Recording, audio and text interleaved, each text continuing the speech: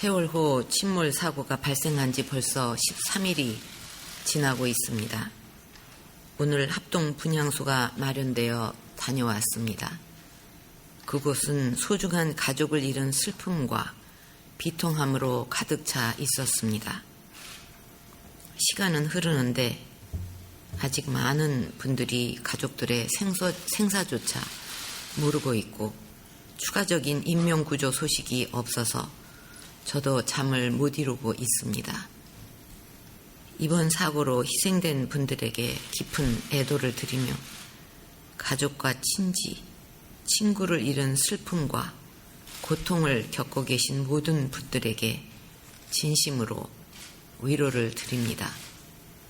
특히 이번 사고로 어린 학생들의 피워보지 못한 생이 부모님들의 마음속에 영원히 지워지지 않는 아픔일 것이라 생각합니다.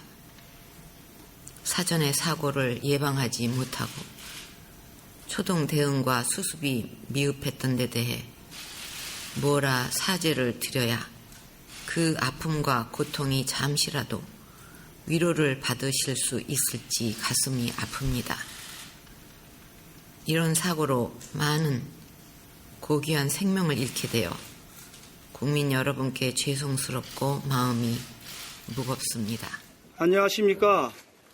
저는 2014년 4월 16일 발생한 인천발 제주행 세월호 사고로 희생된 단원고 유가족 대책위원회 대표 김병권입니다. 오늘 제가 알기로는 국무회의에서 모두 발언 형식으로 해서 그 사과의 뜻을 표명을 한 것 같은데 그걸 묻고 싶어요. 박근혜 대통령의 국민은 국무위원들 뿐인가? 5천만의 국민이 있는데 겨우 몇몇 국무위원들 앞에서 비공식적으로 비공개하면서 사과한다는 것은 이건 사과가 아니고요. 오늘 분향소에 와서 하는 것을 보면 그냥 무슨 CF 찍으러 온 것 같았어요. CF 찍으러 온 것 같았습니다. 온갖 경호원들에 둘러싸여서 어느 분인지는 제가 개인적으로 모르는 분입니다만 유가족이겠죠. 거기까지 쇼를 했겠습니까? 할머니 한 분 모시고 들어가서 마주보고 애도의 뜻을 표하는 것처럼 쭉 둘러보고 그리고 떠나는 거. 이거는 진정한 이 나라 대통령 지도자의 모습이 아니지요. 우리가 바라는 대통령의 모습이 아닙니다. 그래서 단순히 그러한 사과를 받아들일 수가 없고요. 진심으로 우러난 우리 가족들, 희생자들의 마음을 정말로 공감해서 눈물 흘리면서 할 수 있는 그리고 그 사과는 실천으로 옮겨져야죠. 여태까지 실천도 없고 실행도 없고 아무것도 없이 이제서야 떠밀리듯이 몇몇 국무위원들 앞에서 한마디 한 거. 이거는 사과로 받아들일 수가 없습니다.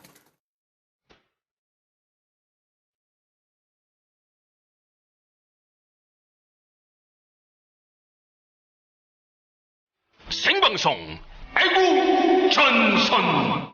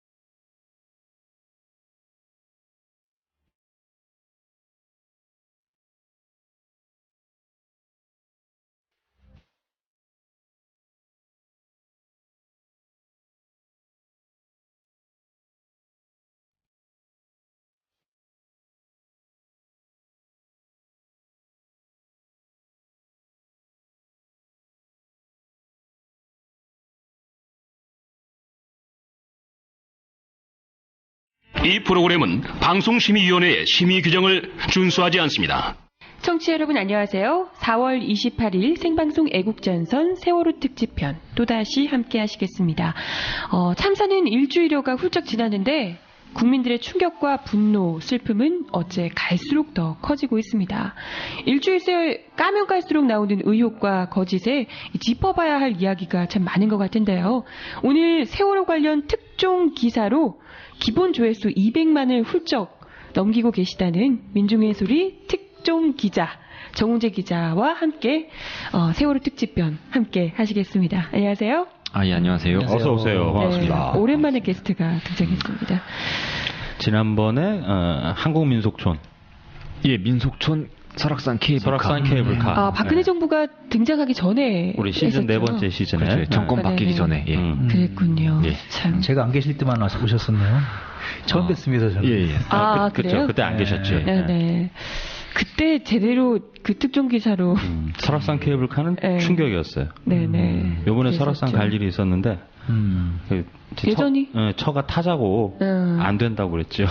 돈 주기 싫다. 네. 이거 그게 박정희 전 처죠. 그러니까 유경수 여사 전 부인의 가문에서 운영하고 있는. 네네. 그게 저희가 제목이 뭐였나요? 시즌 4의 시즌 4인가? 4 맞나요? 제목 기억이 안 3, 나네. 3였던 것 같은데. 3인가 4인가. 예. 에루전선 때인가요? 예. 이 불친절하네요, 저희가. 설악산 케이블카의 비밀이었던가 네네, 네. 그랬던 것 같아요. 그때 저거였죠. 그러니까 이제 뭐랄까요, 각하라고 해야 되나, 하여튼 이명박, 친인척 예. 분들께서 이명박은 아니고 당시 이제 박근혜 후보였죠. 후보 시절. 후보 시절에 네네. 예전에 이제 박정희 정권 때 워낙에 힘이 있으시니까 대통령께서 그때 왜 보면 정수장학회도 그렇고 왜 강탈 그렇죠. 한 거잖아요. 뭐 그런 유로 해가지고 이제 뭐 민속촌도 그죠. 국가에서 그렇게, 운영하는 게 아니고 예, 알고 보니까 그렇고 그런 거였다. 강탈당한 재산. 설악산 케이블카도 그렇고 이제 주로 이제 박근혜 대통령 현재 대통령이죠. 그 네. 당시 이제 후보였는데 친인척들이 알고 보니 다 이권을 갖고 뭐 하고 있더라. 네네 그런 기사. 거기서도 이제 쏙쏙쏙 이렇게 그러더라. 네. 알겠습니다. 오늘도 그때 못지않은 사실 지금 웃으면서 얘기할 수가 없을 정도로 굉장히 많은 국민들에게 충격과 분노를 갈수록 더 크게 안겨주고 있는 사안이거든요. 이 세월호 침몰 관련한. 침몰은 사실 지금 13일째, 방송하는 지금 28일이 13일째를 맞이하고 있는데요. 침몰 당시도 충격이었지만 그 이후에 정부 대응 그리고 그 안에 감춰졌던 이면들 이런 것들이 까면 깔수록 더더욱이 갈수록 분노를 그리고 충격을 더해주고 있는 상황입니다. 그래서 지금 오늘 정우재 기자께서 나오셔가지고 이야기를 해주실 그리고 그 조회수를 많이 보게 된 200만에 육박하는 조회수를 얻게 된 그 특종 기사와 관련해서도 지금 아마 기사 보신 분들도 많으실 텐데 아직 못 보신 분도 많으실 것 같은데 좀 알기 쉽게 설명을 좀 해주시고 취재 뒷얘기 이런 것들도 같이 해주시면 좋을 것 같습니다. 그 특종 기사가 어떤 내용인가요? 일단 제목이 뭐예요, 기사? 잠시만요. 제목이 네. 찾았어. 이게 하도 많으니까 찾기도 어렵네. 네, 저도 잘 모르겠네요. 삥 뜯는 가족이었어요. 삥 뜯는 가족. 옛날 예전에 삥 뜯는 가족 1, 2, 3가 있는데 예. 네네. 삥 뜯는 가족 두 번째 에피소드 한국문화재단하고 영남대학교 이렇게 있네. 예. 요거 네네. 참조하시면 되겠습니다. 네, 그때 정은재 기자의 목소리를 들으실 수가 있고요. 기자님은 너무 바쁘셔갖고 아직도 지금 그 기사를 쓰시면서 이렇게 방송을 하시는 것 같아요. 뭔가를 막 쓰시고 계세요. 버릇이요, 버릇. 항상 뒤적뒤적해야 돼, 기자들. 기자들은 그렇습니다. 이번 기사는 어떤 내용인가요? 이번에는 제가 처음에는 사실은 왜 기억을 다 하실 텐데 네. 정부에서 그 사고가 터지고 나서 네. 어쨌든 안타깝게 배 안에 계신 분들이 배와 함께 이렇게 바닷속으로 네, 그렇죠. 침몰하시고 나서 정부에서 바로 이제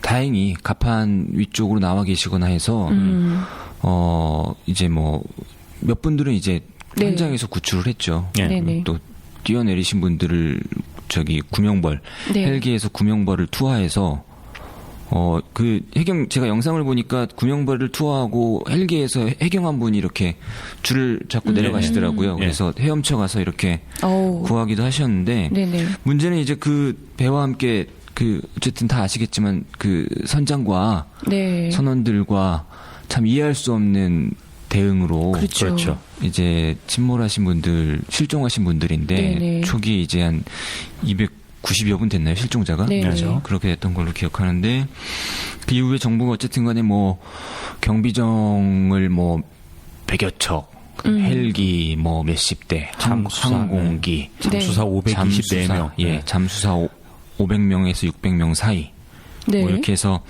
투입을 해서 수색을 열심히 하고 있다라고 네, 그렇죠. 발표를 계속 브리핑을 했었죠. 근데 이제 뭐 잘 안 되던 상황이었고 나온 얘기가 이제 그렇게 하고 있지만 워낙에 유속이 세고 네. 시계가 불투명하고. 맹골수도라고 해서 뭐 나온 얘기로는 그 지역이 우리나라에서 유속이 대략 한 두 번째로 세다. 뭐 이런 얘기들도 나오고 수색을 하고 있지만 유속과 시야도 당시 뭐 불과 한 20cm 앞도 안 보인다. 부유물 등으로. 그런 얘기를 했었죠. 그래서 사실은 뭐 들어가 보지 않은 입장에서는 알 방법이 없죠. 그런가 보다 하는 거죠. 예, 어떻게 얘기는 할 수 없고 어쨌든 간에 국가에서 당연히 어린 학생들이 지금 바닷속에 이제 배와 함께 실종돼 있는 상황이니 그렇죠. 열심히 구조하겠거니라고 다들 생각은 하시면서 또 한편으로는 안타까운 마음을 그렇죠. 네. 금할 수가 없으셨을 것 같은데요. 그 당시에 그래서 제가 16일 날 사고 나고 18일 날 네. 그 당시 어떤 일이 있었냐면 브리핑을 네. 선체에 진입했다. 예, 그렇죠. 라는 브리핑이 있었습니다. 그리고 곧바로 네. 사실이 아니다. 사실이 아니다. 진입하지 어처구니 못했다. 없는. 그렇죠. 그렇죠. 예, 다들 기억하실 텐데 정부가 초기에 되게 우왕좌왕하고 네. 심지어는 왜 그 실종자 숫자조차도 네. 계속 엄청나게. 바뀌었죠. 예, 하루에 몇 번씩. 그렇죠. 그리고 가장 초기에 제일 처음에 200명 가까이가 차게 났었죠. 그렇죠. 그 실종자 가족들께서 그리고 가장 나중에 이제 분노하신 거는 왜 단원고 학생 전원 구조 네. 그렇죠. 맞아요. 오라고 나왔다가 그게 번복이 됐잖아요. 낮 시간에 그렇게 나왔다가. 네, 네. 예. 다들 안심하고 있다가 굉장히 맞아요. 충격을 받았었죠. 383명인가 뭐 그랬던 것 예. 같은데. 예. 그래서 초기에 정부가 되게 우왕좌왕 뭐 그런 상황이었는데 그날 18일 날 그 제가 밖에 사실은 다른 내용으로 취재를 갔다가 네. 예. 사무실 들어와서 뭐 들어갔다 뭐 이렇게 나오길래 이제 선체에 진입을 했나 보구나. 꺼내나 그랬는데 보다. 예, 다 그렇게 생각했죠. 예, 근데 또 뭐 아니다 뭐 그래가지고 그렇지 않아도 정부가 우왕좌왕하는 거에 좀 개인적으로는 좀 열받고 있는 네네. 상황이었는데 도대체 이게 뭐냐 구조를 지금 어떻게 하고 있는 거냐 뭐 이런 좀 의문이 들어서 이미 많은 분들이 아실 텐데 이 이종인 씨라고 네. 그렇죠. 알파 잠수 네. 기술공사 대표분 네. 이분이 왜 천안함 때 그 당시에 이제 기억하시겠지만 인간어뢰도 등장하고 뭐 보수 언론에서 네네네. 예, 뭐 인간어뢰 등등 등장했는데 그게 아니다. 이거 무슨 일본 어뢰가 아니라 이거는 좌초다라고 말씀하셨던 네. 분이시죠. 그렇죠. 예, 이분을 그 전화 인터뷰를 했습니다. 다른 게 아니라 네네네. 전화 인터뷰를 해서 도대체 지금 구조 활동을 제대로 하고 있는 거냐 어떻게 보시는 거냐. 네네. 그 관계자들은 뭐 유속이 세고 뭐 시야가 안 나오고 뭐 그래서 어렵다라고 하는데 이분이 어쨌든 간에 나름 업계에서는 30년 동안 그렇죠. 예, 해남 구조 하신 분이라서 실제 제가 만나보니까 뒤집어진 배에서 사람을 구하신 적도 있으세요. 예. 그래서 그 에어포켓인가 한 그게 있었나 보네요. 예. 그게 다행히 있어가지고 다행히. 전복돼서 뒤집어진 배 안에서 해경의 요청으로 출동을 해서 거기서 다행히 사람을 살아있는 사람을 생존자를. 진짜 그러면 구할 수도 있었던 거잖아요. 어떻게 보면. 그거 왜- 이번에도 잘했으면. 왜 계속 막았을까요? 이렇게 뭐 들어가면? 어찌됐건요. 뭐 이종희 씨 얘기를 좀 더 들어보시죠. 네네네. 그래서요? 예. 예, 그래서 그분께 전화를 했죠. 아니, 유속이 세서 못한다는데 이거 어찌된 일입니까? 그랬더니 그분이 하시는 말씀이 그건 뭐 유속 세고 뭐 이런 거 다 뭐 말도 안 되는 핑계다. 응? 거기 유속이 그렇게 세면 왜 이번에 그 많은 분들이 사실 아시게 되셨을 것 같은데 다이빙 벨이라고 예. 네네. 잠수종이라고 합니다. 예, 예. 그러니까 네. 이렇게 종처럼 생겨가지고 그쵸. 위에는 이렇게 막혀, 그러니까 이 구조물이 이렇게 네. 철판으로 쭉 둘러 있고 밑에는 이렇게 기둥들이 좀 있어가지고 종처럼 생겼어요. 딱. 그렇죠. 네. 예, 종처럼 구멍 뚫린 종. 예, 네. 구멍 뚫린 종이죠. 그렇죠. 아, 이제 잘하시네요. 네. 아래쪽은 구멍이 뚫려 있고 위쪽은 구멍이 막혀 있는. 예, 네. 막혀 있는 종입니다. 그래서 아래쪽으로 들어가면 위쪽으로 이렇게 안쪽으로는 다 이렇게 사람이 들어갈 수 있게 구조가 돼 있고 그걸 내리게 되면 여기도 마찬가지로 이번에 많이 나왔던 에어포켓이 생기게 되는 거죠. 그 위쪽으로. 그래서 이거를 현장에서 내려가지고 사람이 그 다이빙 벨에 들어가서 이걸 타고 위에서 크레인으로 줄을 내려가지고 쭉 내려주면 그걸 타고 내려가서 안에 들어가서 구하면 된다. 수색하고 그 유속 핑계 대는데 다이빙 벨을 타고 내려가면 유속과 관계없이도 교대로 조를 짜가지고 교대로 해서 뭐 20시간 연속도 구조 활동이 가능하다. 뭐 이런 말씀을 하시더라고요. 그래서 당시에 정부가 그렇게 유속 때문에 어렵다고 하면 아 이것도 하나의 방법이겠다. 예. 그죠. 일단 예. 모든 방법을 총동원할 필요가 있으니까요. 예. 예. 그래서 그것과 관련한 그 내용으로 이제 이종윤 대표 인터뷰 기사를 썼던 네. 거죠. 예, 그게 조회수가 뭐 아까 말씀하신 대로 좀 네, 많이 나왔다. 200만 이상 이렇게 나왔는데요. 그러고 나서 어쨌건 그 기사 때문에 다이빙벨이 굉장히 화제가 됐고 또 뭐 JTBC나 이런 다른 여타 방송에서도 많이 인용 보도를 했죠. 그죠. 네. 뭐 인터뷰도 하고 뭐 이렇게 됐는데요. 지금 그래서 다이빙벨이 들어간 거예요? 못 들어간 거예요? 끝내는 지금 못 들어간 건가요? 29일 날 투입된다는 얘기가 예, 있던데. 재투입한다고 하더라고요. 원래는 제가 이제 이종훈 대표랑 전화 통화를 18일 날 하고 네. 이분이 21일 날 가셨어요. 그냥 사비를 들여서. 사비 네. 털어서. 예, 사비 털어서 제가 만나봤더니 많은 분들이 아시는데 부인이 저희 탤런트시잖아요. 예, 그렇죠. 송옥숙 씨라고. 이분이 아무래도 그러니까 이번에 사실 민간 잠수사들이 거기 많이 가셨어요. 네. 근데 뭐냐면 이게 일종의 직업윤리 같아요. 그러니까 나는 내가 어쨌든 간에 산업 잠수사 예. 수중공사하는 잠수사로서 내가 잠수 능력이 있으니까 장비도 있고 그리고 거기 아이들이 그렇게 많이 그죠. 예, 안타까운 상황이니까 다른 거 바라는 게 아니라 그냥 내가 일종의 뭐 이것도 재능 기부라고 할 수 있겠죠. 그러니까 내가 어쨌든 간에 현장에 뛰어들어서 뭔가 해야 되겠다 이런 마음으로 많이 가신 건데 이분도 자기가 본인이 30년 동안 뭐 그렇게 활동을 하시고 그리고 뭐 이 전복된 배에서 사람 구한 경력도 있고 네네. 다이빙벨도 여러 차례 투입을 했고 얘기 들어보면 남해에서 한 80m 수심 정도까지 또 투입을 했었대요. 여기 실전에서. 예. 최초- 엄청 깊이 내려가네. 예, 국내에서는 최초라고 합니다. 그 예. 정도 깊이까지 사람이 내려가서 잠수를 한 게 최초라고 하는데 그래서 그러다 보니 뭔가 좀 마음에 걸리는 게 있었겠죠. 그래서 욱하셨네요. 예, 욱하는데 돈은 이렇게 없으시니까 이렇게 뭐 이렇게 돈은 많지는 않으신가 봐요. 그래서 사모님한테. 예, 사모님한테 가고 싶은데 이렇게 이제 넌지시 얘기했더니 그럼 당신 갔다 와라. 뭐 그 돈은 내가 어떻게 마련해 보겠다. 뭐 이런. 그래서 21일 날 내려가셨죠. 내려갔는데 팽목항까지만 가고 바지선을 끌고 갔어요. 예. 그 해경에서도 뭐 그 전에 오라 그랬다 그러더라고요. 근데 막상 가니까 아니 저기 그냥 오라 그랬지 누가 바지선을 끌고 오라 그랬냐. 뭐야? 뭐 그래서 어처구니가 없네?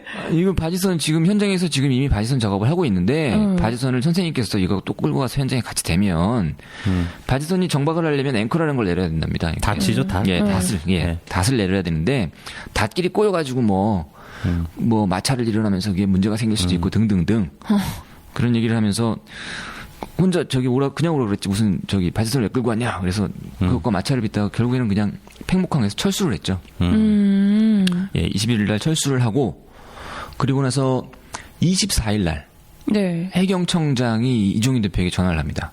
네, 그때 이제 뭐 여론이 굉장히 들끓었죠. 다이빙벨 예, 투입해야 된다. 여론도 뭐 계속 그런 요구가 있었는데 결정적인 거는 왜 그 22, 23, 24일이 네. 조금 기간이라고 해서 그랬죠. 그 유속이 그렇게 센 맹골 수도에서 유속이 제일 느려지는 기간이다.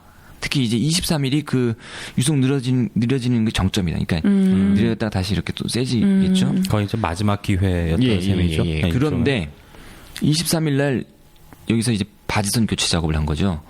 기존에 있던 바지선이 있는데 물론 이제 좀 규모가 작고 약간 좀 뭐 대규모로 작업하기에는 좀 어려운 점이 있었던 것 같아요. 그래서 이제 대형 바지선 훨씬 더 규모가 크고 많은 인력을 수용하고 장비를 쓸 수 있는 대형 바지선으로 교체를 했는데 이걸 그러니까 지금 이제 계속 얘기가 나오고 있는 언딘 바지선으로 교체를 합니다. 그러니까 예. 나중에 들어온 바지선이 언딘의 바지선인데 왜 청해진 해운과 네.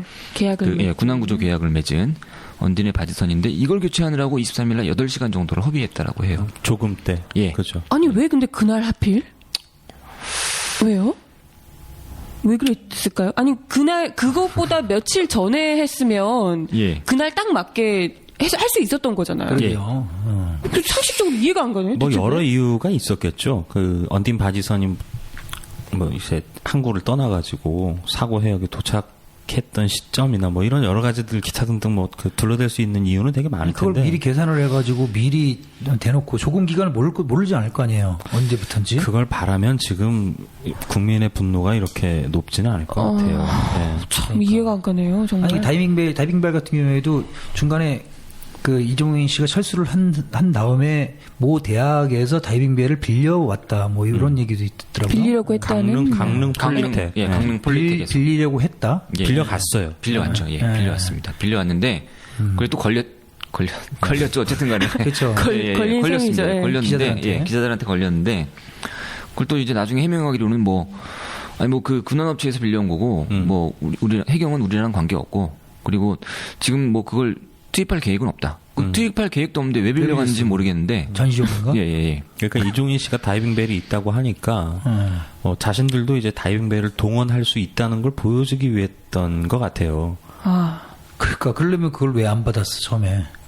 아니 그게 뭐 중요한 게 아니고 한시라도 빨리 애들 구하는 게 중요한 건데. 지금 뭐 갈등이 중요한 것 같지는 않고요. 어쨌든 뭐 그 업계에 좀 마찰이 좀 있는 것 같죠. 그리고 하나 좀 진짜 덧붙이면은 어처구니없네요. 이종인 씨가 천안함 때 이제 아주 강력하게 좌초설을 그렇죠. 주장하셨기 때문에 예, 그쪽에서 윗보인 게 있겠죠. 좀 윗보인 게 눈밖에 있죠. 난 그런 것도 좀 있을 것 같고. 어쨌든 뭐 밑보인 건 밑보인 거고. 지금 사람 생명을 생명이 구하는 문제인데. 한두 명이 아니고. 아, 근데 그 인터뷰 보면 그런 내용이 있어요. 그러니까 이제 표현이 정확히 기억이 안 나는데 그 전시동원 업체는 아니고 무슨 국가 무슨 기구라고 지정이 돼 있어가지고 예, 맞습니다. 정부에서 이렇게 지시만 하면 가야 되는 일종의 뭐 동원 예비군 같은 뭐 이런 업체라고 그 보도 나온 걸 봤거든요. 알파 잠수기술공사가요. 알파 잠수기술공사. 예, 맞습니다. 그 뭔가요? 1급 군함 업체로 지정이 돼 있습니다. 군함 업체. 예, 군함 업체? 예. 그게 뭐 전쟁이 나거나 하면 무조건 동원되는. 약간 국가 업체다? 위기 사태 뭐 지금처럼 이제 대형 재난 이런 게 있을 때 일종의 그 동원 명령 같은 걸 내릴 수 있는 뭐 이런 어떤 그 시스템인가 보죠. 그만큼 이제 이게 정부 차원, 국가 차원에서도 굉장히 귀중한 인력이라는 얘기인 그런 거잖아요. 거죠. 예, 예. 예. 그런데 그 이해가 안 가는 게 그러면 이제 동원을 하면 되는데 또 동원을 안 해요. 알파 잠수에. 그런데 그 직접 갔는데도 또 그 난리? 진짜. 어이가 없네 진짜. 마치 근데 너무 웃긴 건 이런 분을 국가에서도 제일 먼저 동원돼야 하는 이런 분을 그쵸, 네. 오히려 저런 쪽에서는 뭐 또 요즘 TV에서 많이 나오는 뭐 어떤 뭐 관계자라고 하는 전문가라고 하는 어떤 분 실제로는 물에 한 번도 안 들어갔다는 그분 그 기사도 쓰셨는데요. 그분이 오히려 이제 뭐 이종인 대표 그분을 비롯해서 뭐 정부 관계자들은 오히려 이종인 대표를 비전문가인 것처럼 이렇게 계속해서 여론몰이를 하시더라고요. 좀 잘 모르시는 것 같아요. 무슨 해남구조협회 뭐 이런 협회 쪽에서도 그런 체계가 있는 걸 모르든가 아니면 그러니까 동원을 해야 된다는 그런 게 있는 건지, 그러니까 군함업체로 지정되어 있는 시스템을 모르든가. 아니 해남구조협회는 뭐예요? 그것도 아니면 뭐 이종인 씨가 싫었거나 뭐 이런 거 아닌가 싶어요 보면. 어쨌든 이종인 대표가 가지고 있는 그 다이빙벨이 네. 우리나라에서 가장 많은 인원을 수용할 수 있는 다이빙벨을 가지고 있다고. 최신, 그러니까 최고가 장비죠. 네. 그 신형도 뭐 보유한 업체가 여럿 있답니다. 나중에 좀 뒤져보니까 그런 얘기도 있더라고요. 예. 네. 지금 뭐 군안 관련해서 말씀이 네네. 나왔으니까 요거 잠깐 좀 이렇게 얘기를 해보면 그 지금 말씀하신 대로 해양에서 선박 사고가 발생하면 배가 뒤집어진다거나 침몰한다거나 그로 인해서 인명이 위기 상황에 놓이거나 그러면 순환구호법에 의해서 어쨌든 구조본부를 꾸리게 되고 구조본부장은 군함 명령을 할 수 있습니다. 그러니까 구조본부장이 해경청장인데 해경청장이 군함 명령을 할 수 있죠. 아 지금 서해 앞바다에 배가 침몰했고 사람이 몇 명 지금 거의 뭐 익사 위기에 있으니까 근처에 있는 선박들 다 출동하십시오. 아, 그런 거 다 가야 됩니까? 어선도. 예, 뭐 특별히 뭐 자기 생계에 뭐 이렇게 뭐가 잡혀 있는 게 있어가지고 예. 불가피한 경우가 아니면 명령에 응하게 돼 있죠. 보통 그리고 이제 해외 국적 선박도 가잖아요. 예, 뭐 가기도 하고. 예. 그리고 지금은 그러니까 아예 업체들이 정해진 그 리스트가 있거든요. 그러니까 그 법에 의해서 군한 명령을 내릴 수 있기 때문에 군한 명령을 적절하게 내리기 위해서 아 인명 사고다 그러면 뭐 이렇게 아니면 뭐 배가 인명은 없는데 배만 뒤집어졌다. 그럼 뭐 인양과 관련한 업체를 수배할 수도 있을 테고 인명 사고다 그러면 인양이 아니라 잠수를 통한 구조 업체 뭐 이런 것들을 수배할 수 있을 테고 그래서 해경청에서는 군한 업체라고 해서 이제 조사를 해가지고 이 업체들이 장비는 어떠한 장비들을 가지고 있는지 잠수사는 몇 명인지 그동안 군함과 관련한 경력은 어느 정도나 되는지 이런 것들을 다 가지고 있거든요.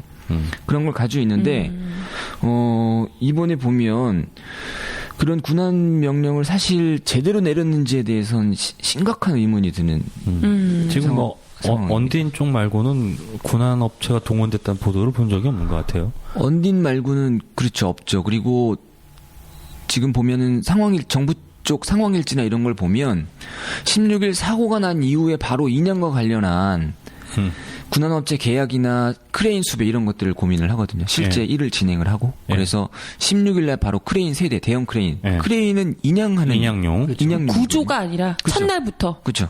구조와는 전혀 관계없는 크레인 인양 그러니까 인양을 위한 크레인을 동원을 하게 되죠. 16일 날. 그리고 언딘과도 계약을 맺은 게 일단 지금 17일인데 17일.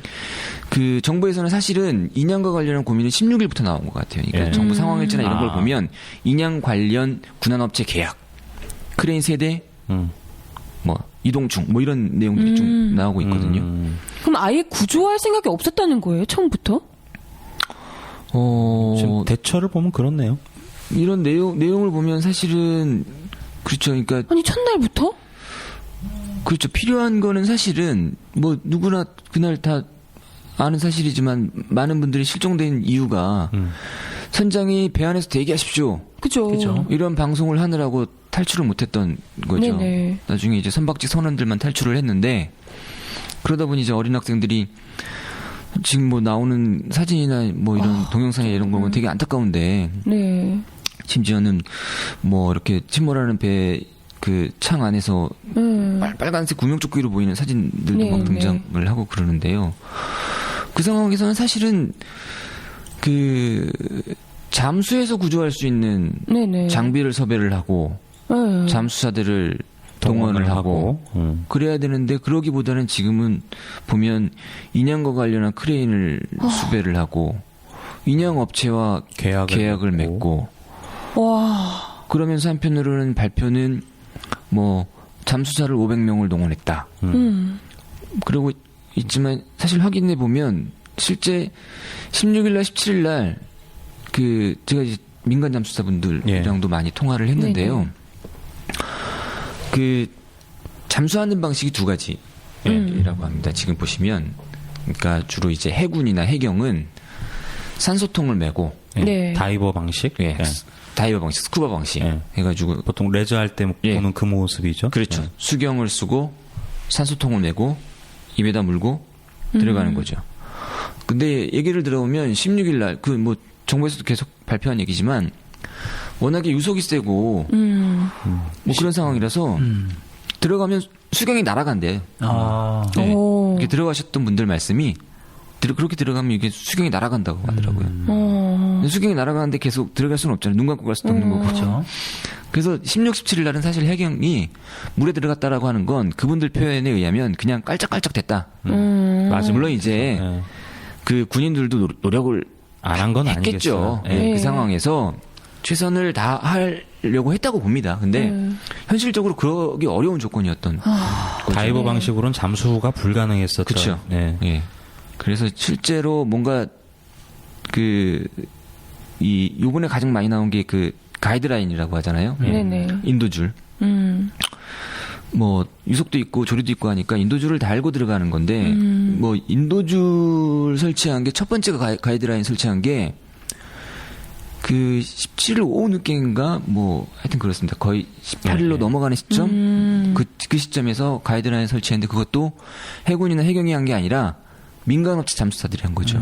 그렇죠. 소위 말하는 지금 계속 얘기 나오는 머구리 방식으로 네. 아. 예, 위에서 호스를 달고 들어가서 위에서 그 줄을 잡아주고 공기는 위에서 계속 공급해주고 그렇게 되면 좀 장시간 잠수할 그렇죠. 수 있는. 장시간 네. 잠수할 수 있고 머구리 방식은 헬멧 쓰고 들어가는 거기 때문에 네네. 뭐 헬멧이 날아가진 않죠. 예, 조류가 아무리 세도 이게 볼트로 채우잖아요. 이렇게 예, 예. 해가지고. 예. 근데 그 머구리 방식도 원래 이제 민간 이 잠수사분들이 계속해서 하자고 처음부터 요구를 했는데 그게 해경 쪽 이 뭐 언딘 이쪽에서 받아주지 않아서 굉장히 지치됐다 이런 얘기도 그게 좀 잘 들리더라고요. 몰랐던 것 같아요. 그때 나온 해경 쪽 워딩을 보면 그 머구리 방식의 잠수는 조개 줍는 데나 사용하는 기술이지 이런 그 구조 활동에 적합하지 않다 이렇게 좀 폄하하거든요. 헐. 근데 그 이종인 씨 인터뷰를 보면 네. 지금은 그 조개 줍는 실력 있는 잠수사들이 필요한 시기다. 이제 이렇게 말씀을 해요.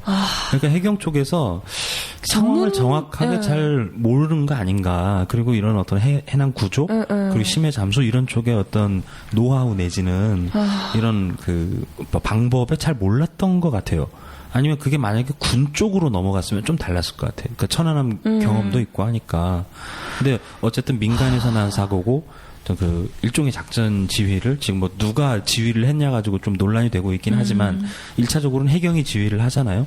그러니까 아무래도 그런 쪽에 어떤 뭐 노하우나 이런 건 좀 많이 부족했던 거 아닌가, 잘 몰랐던 거 아닌가 현실을. 아무래도 우리나라도 역대적 역사상으로다가 그 해난 사고가 많이 났었잖아요. 그래도 그렇죠. 이번처럼 네. 크진 않았더라도 그걸 몰랐을까요? 그럼 뭐 여러 가지 이유가 있겠죠. 네. 와 진짜 그러니까 정말 답답하네요. 지금까지 구조를 했을 때 아무리 뭐 물살 이런 걸 떠나갖고 그 머구리 점 방식을 한 번도 안 사용했을까요? 지금까지? 그게 좀 의문이네요. 천안함 사고구나. 때는 제 기억으로는 없었던 것 같고요. 천안함 때는 다이빙 벨은 있었던 것 같아요. 그때 이제 미군이 와서 뭘 꺼내 갔는지 모르겠는데 다이빙 벨을 쓰던 걸 제가 본 적이 있어요. 그리고 그 전 사고는 뭐 제가 어렸을 때라 예, 그 목격한 경험이 없고. 네. 그런 식의 좀 인식 차이가 좀 있었던 것 같아요. 그러니까 당시 이제 그러니까 중요한 건 16일날, 17일날 이때 그 구조할 수 있었던 장비가 어쨌든 바지선 한 척 그리고 이제 스쿠버 방식으로 다이빙 잠수할 수 있는 잠수사와 장비 요거밖에 없었다는 거잖아요. 아니 그 16, 17일도 사실 바지선은 없었죠. 아 그냥 보트에서 바로 예, 경비정에서 떨어지고 보트에서 떨어지고 그랬는데 그래서 실제로 제가 그 첫 번째 가이드라인을 설치한 민간 잠수사분들이랑 통화를 했는데 이분들이 17일인가 현장에 도착해서 이제 경비정을 타고 나갔는데 뭐 경비정에서 뛰어내리긴 뛰어내리셨대요. 그러니까 어쨌든 간에 뭐 상황이 급박하고 사람을 구해야 되니까 사실 근데 경비정에서 이 호스 달고 뛰어내리는 게 위험한 일이랍니다. 아 그렇죠. 예. 위험한 일인데 그래도 뛰어내려서 아이고, 고생 진짜 고생하셨네요. 끝에 가이드라인을 하나 설치를 하고 해경이 요구한 게 빨리 바지선을 수배해라. 무엇보다 잠수 활동을 효과적으로 안정적으로 할 수 안정적으로 있는. 제대로 하기 위해서는 바지선이 필요하다라고 얘기를 했는데 실제 바지선이 투입된 거는 19일인가 투입됐습니다. 그러니까 아니 왜요? 왜 이렇게 오래 걸린 거예요? 뭐 속도도 늦기도 하고요. 예. 그러니까 사고 당시에 바로 출발했으면 모르겠는데, 근데 좀 뭐 속도 문제도 좀 있었던 것 같고, 그리고 그 당시에 그 근처에 바지선 하나 있지 않았나요? 처음에 바지선이 사실은 19일날 이제 이천산 금양이라고 이제 예. 바지선이 투입이 되고 그 이후에 현대 보령호라고 바지선이 오죠. 예.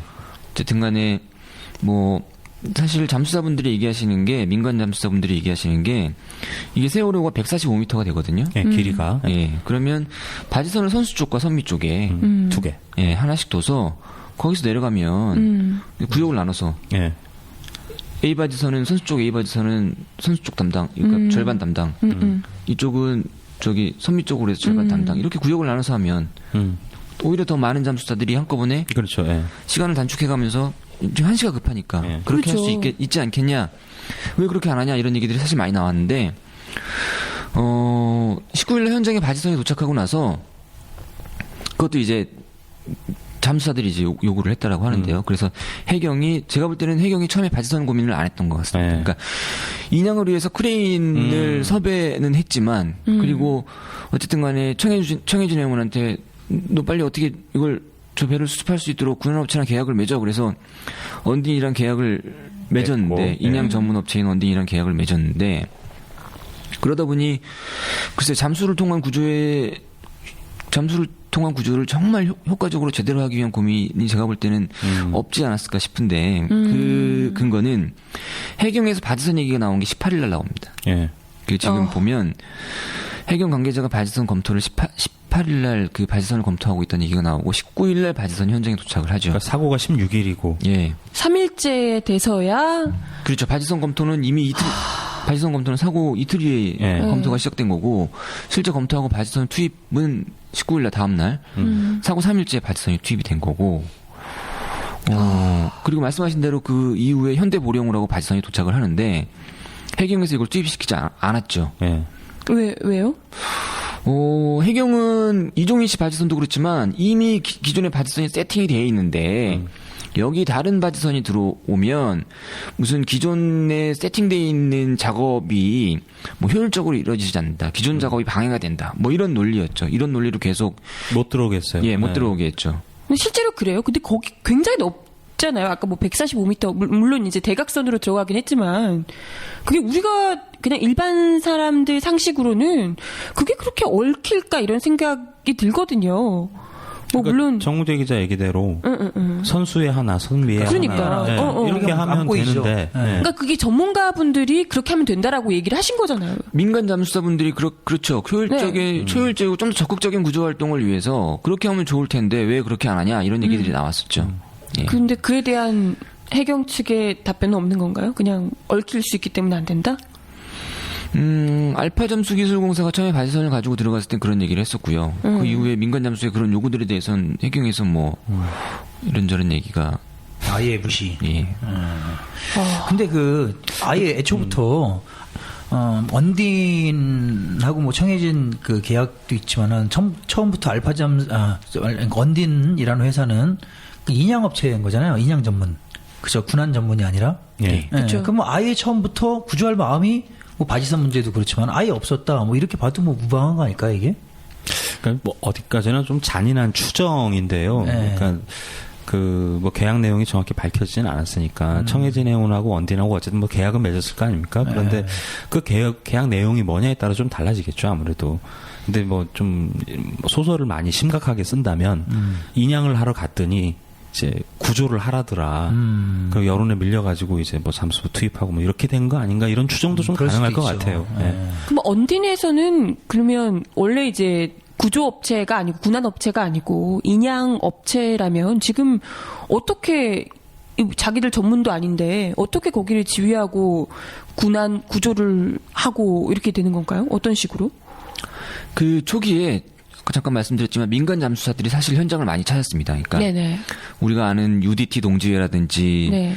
SSU라든지 해군 특수작전 뭐 특작부대 그분들이 다 민간.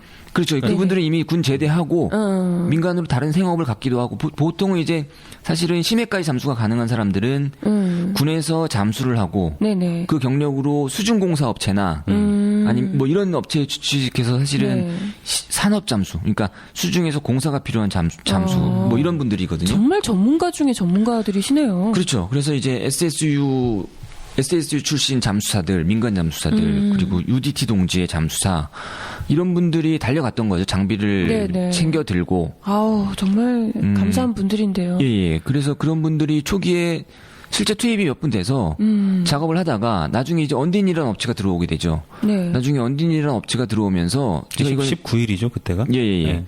제가 SSU 전우회분으로 초기에 그 전우회 동지들 6명과 함께 예.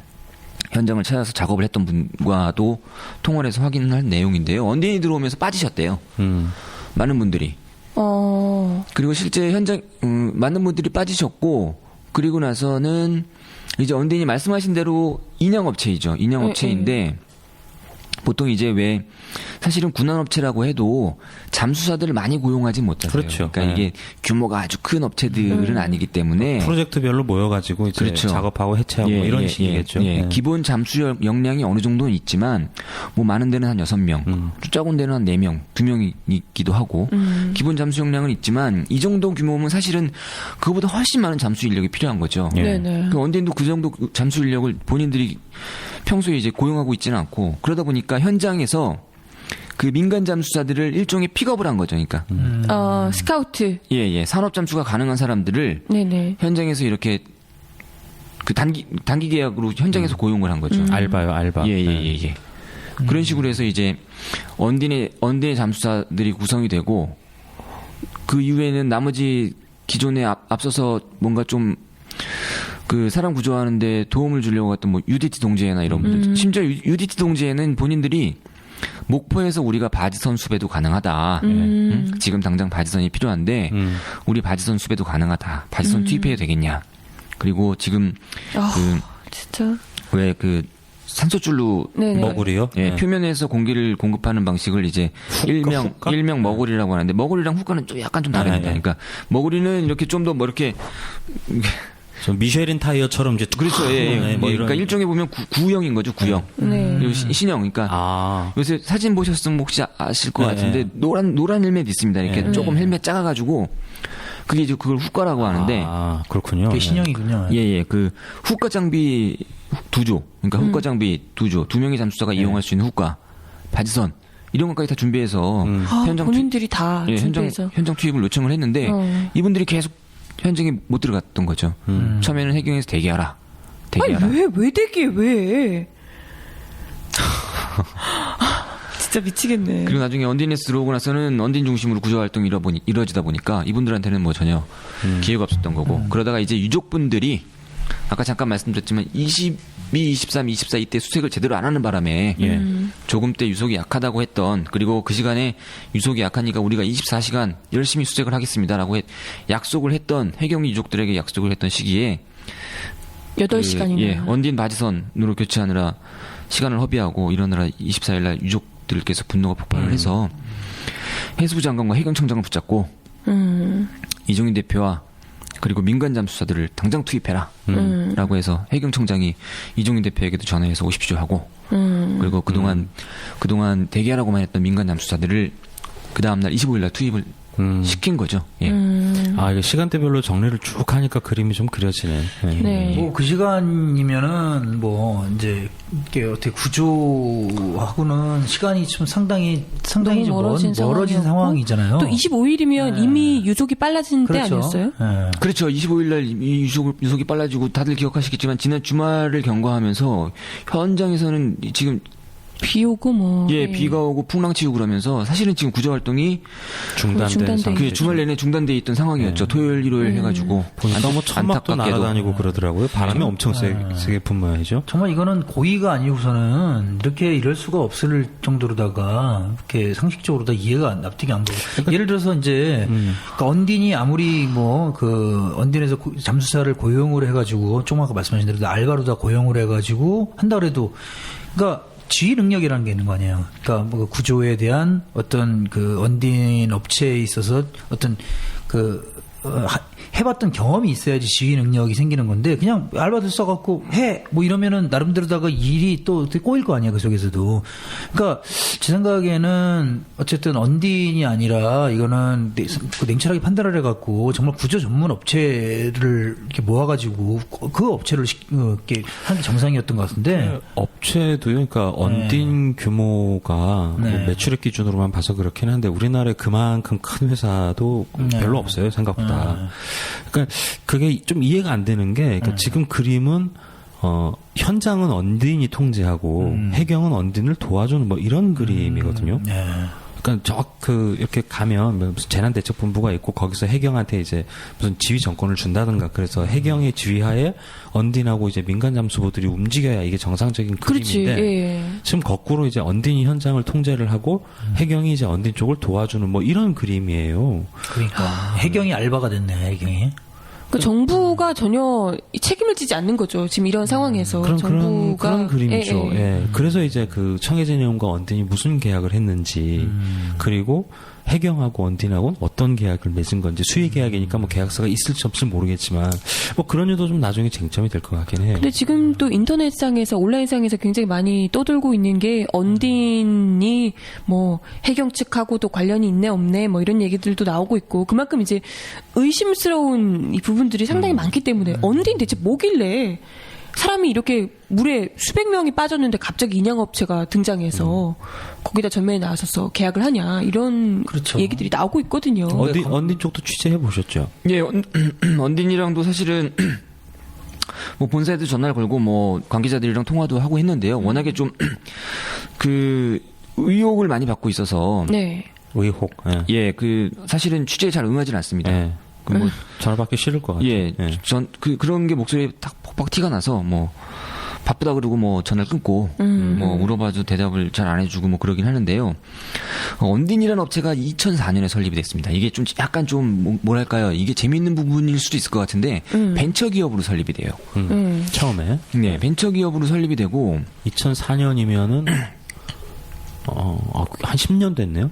그렇죠, 10년 됐죠. 딱 10년 예, 10년 됐는데 어떻게 보면 사실은 10년이라고 하면 그렇게 긴 기간은 아니죠. 예, 대통령 두 번.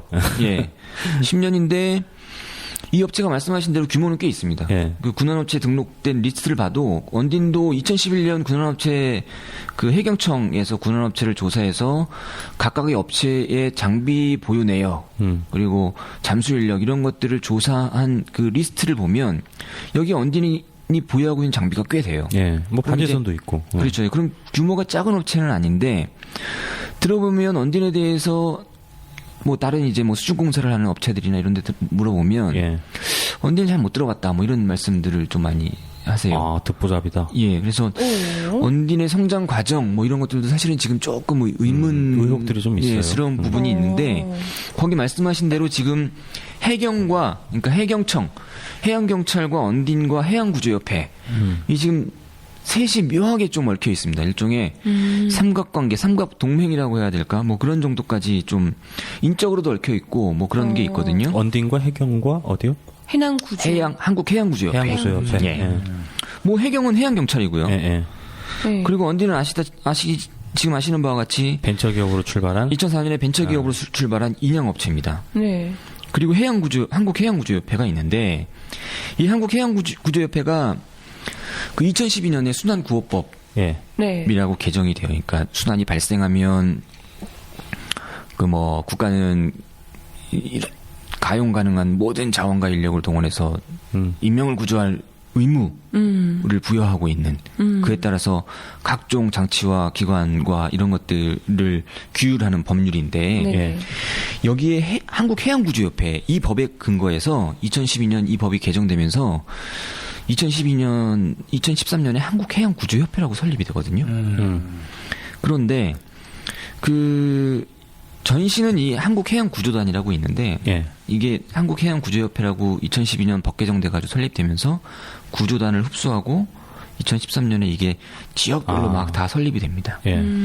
근데 그 지금 뭐 언론 보도에 이미 나왔지만 언딘 사장이죠. 언딘 사장 김윤상 사장인가요? 대표. 예. 예, 김윤상 대표가 해양구조협회 부총재예요. 예.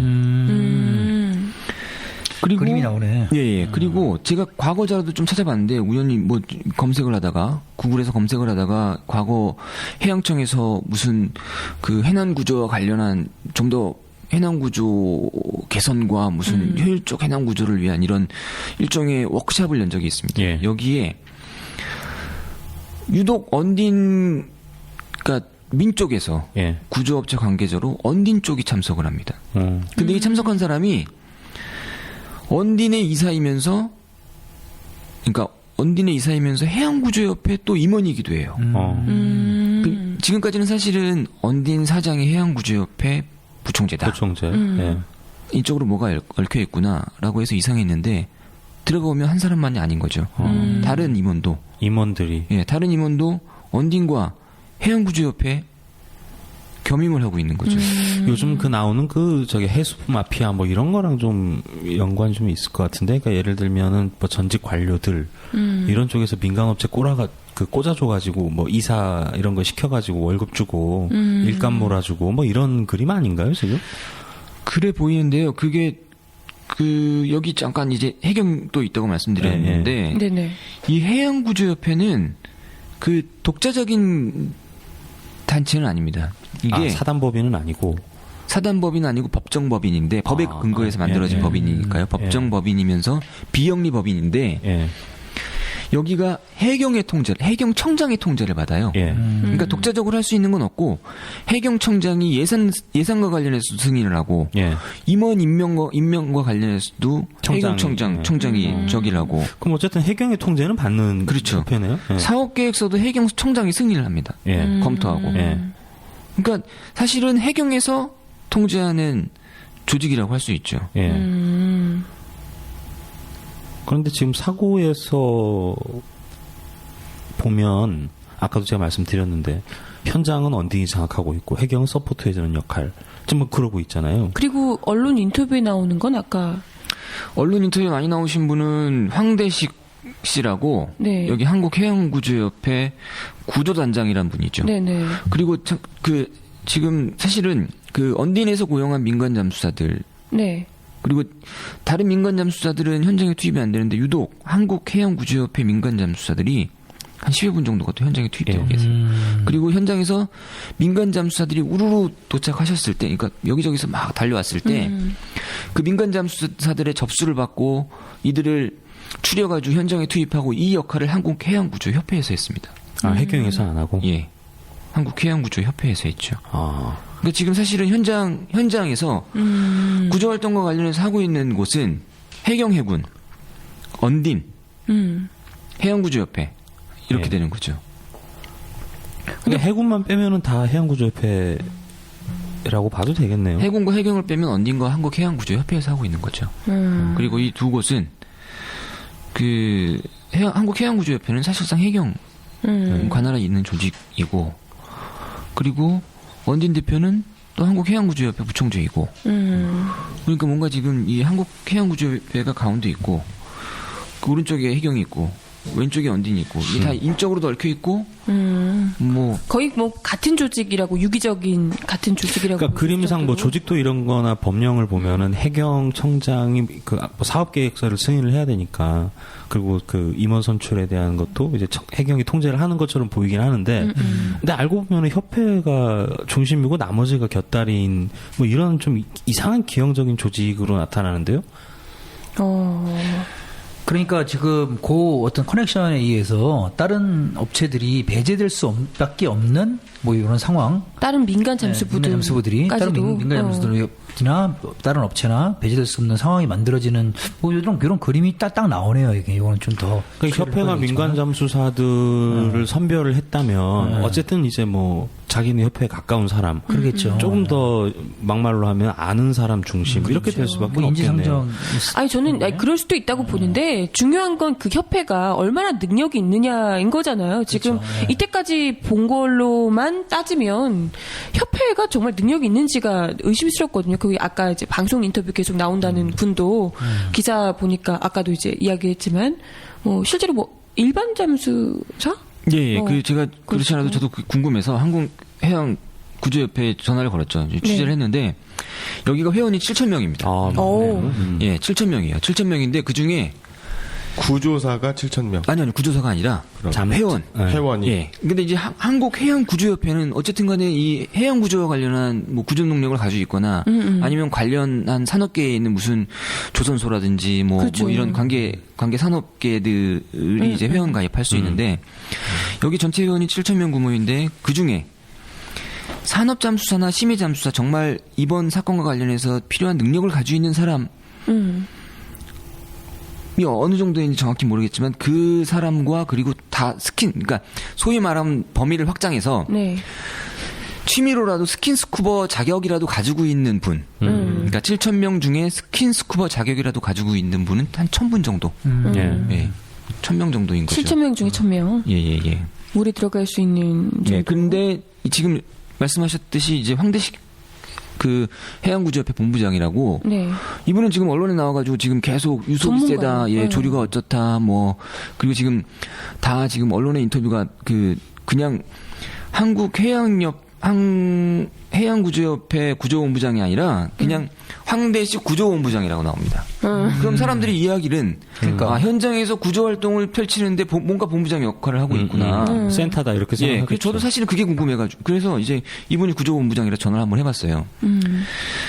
근데 뭐 이분이 다들 아시겠지만 이번에 그 뭐 다이빙 벨에 대해서도 뭔가 부정적인 의견이시고 현장에서도 정말 열악한 조건에서 열심히 하고 있다 이렇게 말씀하시는데 근데 본인은 그러면 심해 잠수사나 산업 잠수사 자격증이 있으십니까? 그랬더니 없다고 그러시더라고요. 그럼 바다에는 들어가 보셨나요? 그랬더니 바다에는 안 들어간다고 그러시더라고요.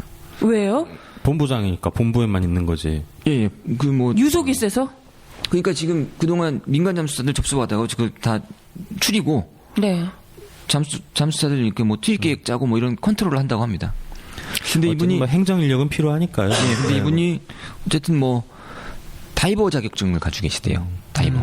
그럼 취미에 가깝다라고 이제 볼 수 있는 거죠. 그렇죠. 예. 필리핀에 일주일만 갔다 오면 그렇죠. 줘요. 예, 예. 그 현장에서 실제 뭐 구조 활동 그 물론 이제 뭐 본부장이라고 해서 다 바다에 들어가야 되는 거냐 그런 건 아니죠. 꼭 그럴 필요는 없죠. 예, 본부장이라도 자기가 축구 잘하는 건 아니니까. 그렇죠. 본부장이라도 자기가 충분히 구조 활동과 관련한 경력이 충분하고 그리고 누구보다 이제 바다도 들어가본 경험이 있어서 바다도 잘 알고 이런 상황에서 뭐 조금이면 어떻고 뭐 살이면 어떻고 뭐 등등 뭐 다 계산해 가지고 계획을 딱 짜가지고 인원 배치하고 다 그럴 수 있죠. 근데 이런 걸 하기 위해서 사실은 자기가 경험이 있어야 되는데 그런 게 없으신 분이라는 거죠. 그냥 취미로 다이버 활동하는 분이 어떻게 그렇죠. 다 짜고 해난 구조를 하실 수 있단 말입니까? 말도 안 되는 얘기죠. 아까 협회나 이런 거 이제 말씀하셨을 때 보면 그 협회가 무슨 경찰이라든가 뭐 그 해경이랑, 관련 직업군의 그 선후배 관계 뭐 이제 그다음 또 뭐 전임자, 후임자 이런 관계를 얽혀 있다라고 하잖아요.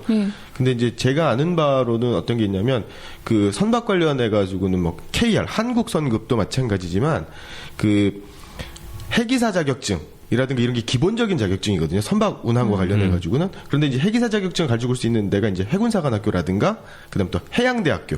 우리나라에 해양대학교가 2군데밖에 없죠. 그다음에 선박 관련 학과가 있는 학교가 인하대학교 같은 경우하고 우리나라에 2여 개 정도밖에 학교밖에 없어요. 그러다 보니까 결국엔 해기사 자격증이라든가 선박 관련 뭐 또 구조 관련 자격증이라든가 그런 학연 또 이제 엮여 있다라는 거죠. 또 선후배예요. 예. 그래서 그런 문제들도 있는 거고 그 자격증이 없다 하더라도 그 일정한 행정 능력이라든가 구조 업무를 꿰뚫어서 관통해서 업무를 좀 치밀하게 계획적으로 할 수 있느냐 능력과 상관없이 학연 그다음에 또 지연 이런 것을 얽혀서 있다라는 거죠.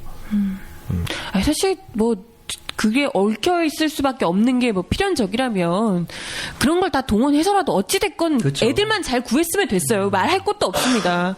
애들이 이렇게 무능력하게 뻔히 지금 그렇게 많은 능력자들이 지금 도처에서 달려가서 자기 사비 들여가지고 하겠다고 나선 사람들까지 다 내팽겨치고 그분이 그 다이빙 정도 하시는 분이 민간 다이버 정도 하시는 분이 거기서 지금 총책을 잡고 마치 구조본인 것처럼 구조본부장인 것처럼 잡고 이 사람 빼고 저 사람 빼고 했다는 게 지금 이제 더 분노하게 되는 말씀을 거고요. 쭉 듣고 보니까 그러니까 그 황 본부장께서 언론 인터뷰에 굉장히 많이 등장하시긴 했는데 네.